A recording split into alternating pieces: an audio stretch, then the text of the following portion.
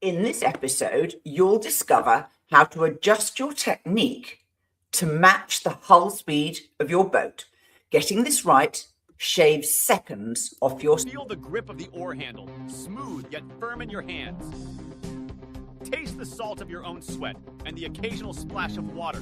It's all part of the journey. Welcome to another episode of Faster Masters Rowing Radio. Each week, our host, Masters rowing coach Rebecca Caro, dives deep into the world of Masters rowing. Whether you're on the water or in the gym, join us to become a faster master. Let's go rowing. Hello, everybody, and welcome back. Today, we have a technical discussion about getting ahead or behind the speed of the boat. By that, I mean the hull speed as the bottom of your boat is traveling through the water. Now, caveat, I'm not a physicist. Caveat, I am an experienced rower and I know how to feel boat move and how it changes its velocity through the rowing stroke cycle. Why is this important? Well, efficiency is one of the measures that really separates a skillful crew from a less skillful crew. You'll all have watched races where there are a whole load of crews lined up side by side. They go off the start, and as they get into the first quarter of the race, you'll just see some crews start to inch ahead of the others. Now, yes, they may be more powerful, but power is not the only metric that matters. Efficiency is a really important key to how the best crews do well. They do well because they use their power efficiently. They do well because they help the boat hull move through the water with greater efficiency. And how do they do that? They manage their body mass really, really well. So your body mass is about your weight, actually how much you actually weigh in pounds or kilograms, whatever, plus gravity. So, we have external forces applying to us. The reason mass matters is because in physics, mass measures inertia. Now, inertia is your resistance to changes in velocity. And that's important because, of course, the entire boat is moving forwards all the time that you're rowing. Your body weight, is also moving forwards with the boat, even though in your own brain, you're probably thinking that you're moving forwards and backwards because you're going up the slide on the recovery and you're returning down the slide in the power phase. Of course, this is all inverted because, of course, we're facing backwards, but never mind that for now.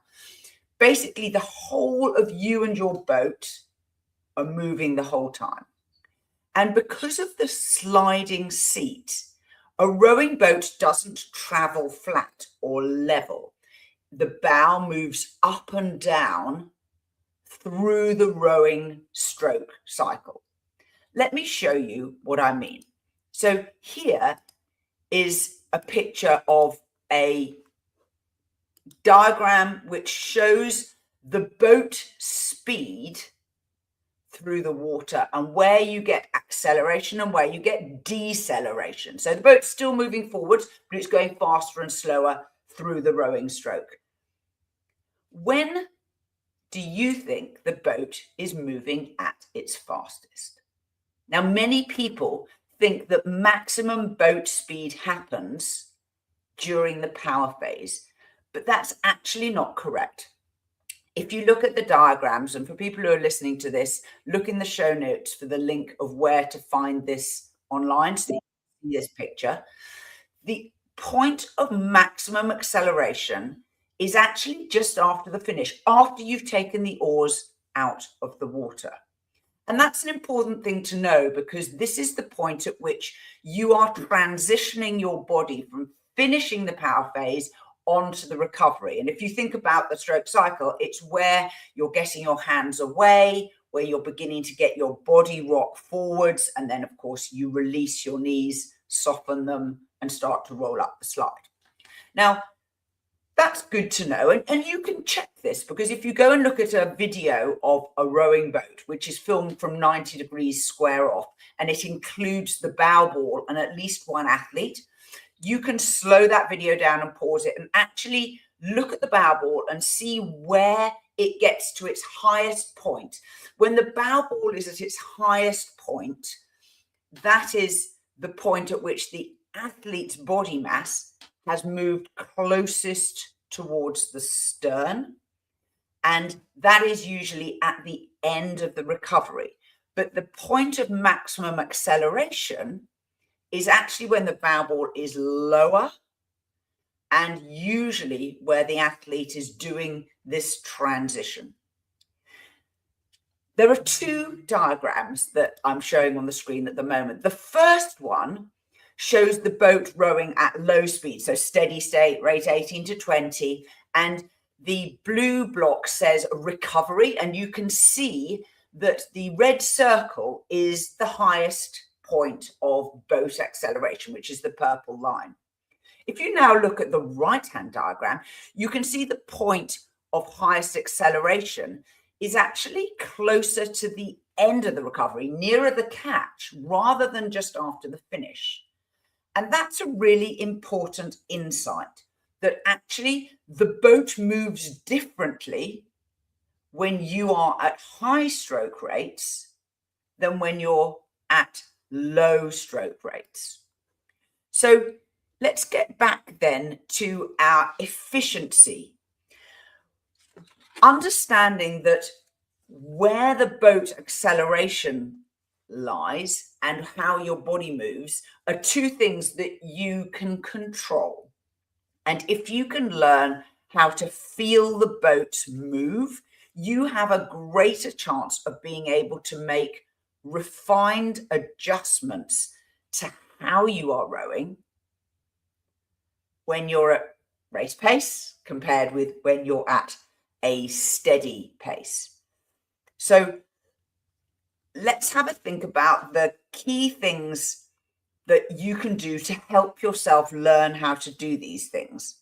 So because we spend a lot of our time at low rates doing endurance work, by that I mean stroke rates under 20, and remember that first graph, the boat speed peak is just after the release when you're transitioning on to the recovery.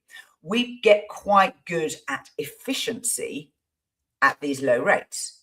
We get good at working out how to move with the hull so that the boat moves well and we achieve that high peak speed and we don't disrupt it. But of course, most of us who race want that effect when we're at race pace. So what we need to be able to do is to improve our agility and how we are moving, and to practice it in our training. Now, we can't do loads and loads of high rate work. It doesn't form part of a periodized training.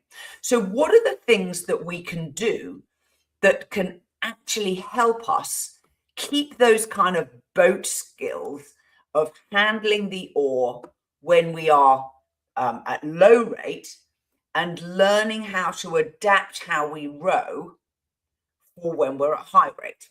And there's a simple answer, and it's agility drills. So it's pretty much what it says. It's how do you move quicker?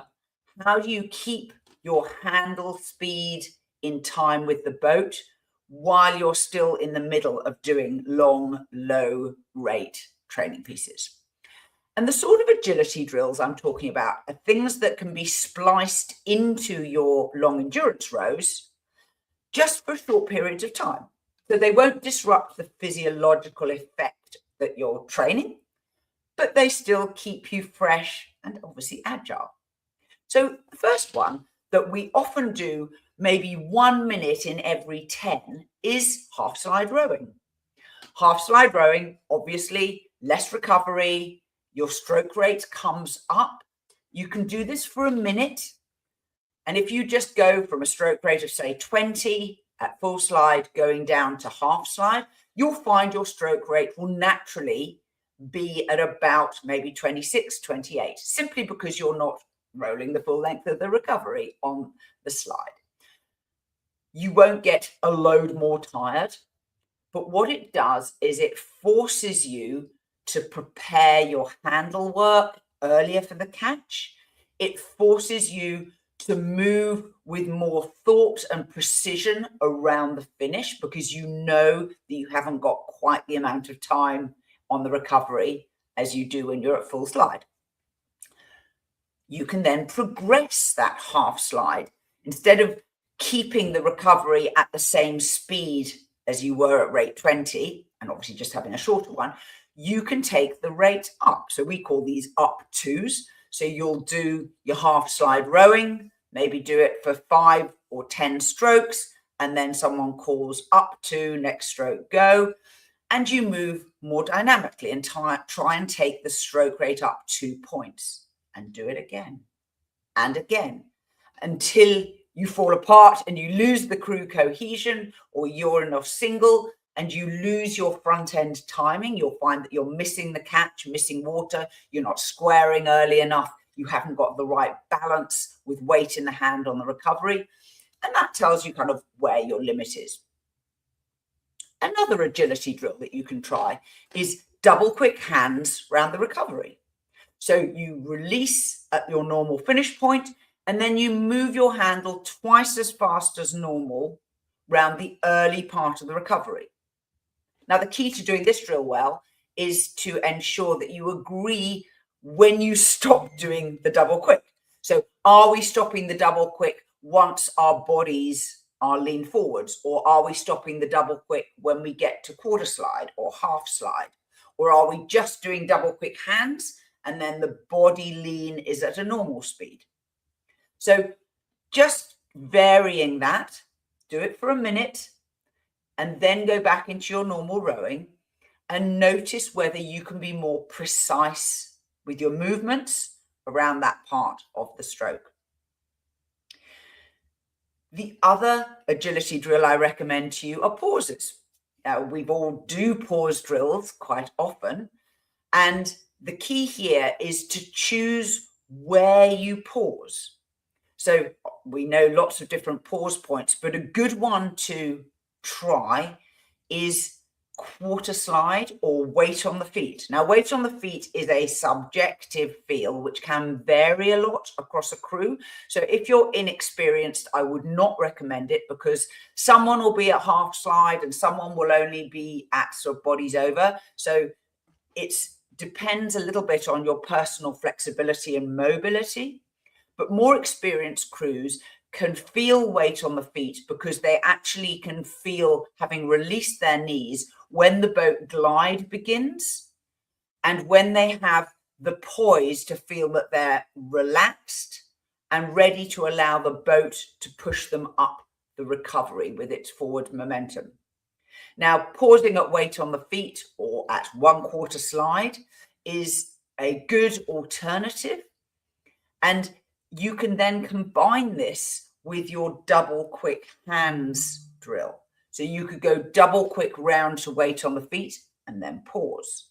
Now that's quite a layer of sophistication, but all of these help you to feel how the boat hull is moving and to improve your precision so that varying that peak boat speed when you're still rowing at low rates will make it easier to transition to varying your technique when you are at higher rates.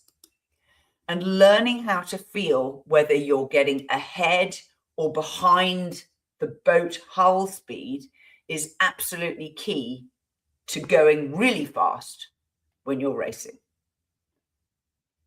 Food for thought. Till next time. We are part of the Rowing Chat Podcast Network. Please tell your fellow rowers about the show. If you've learned just one helpful thing from today's episode, please consider supporting the show for as little as $1 per month by visiting fastermastersrowing.com/podcast.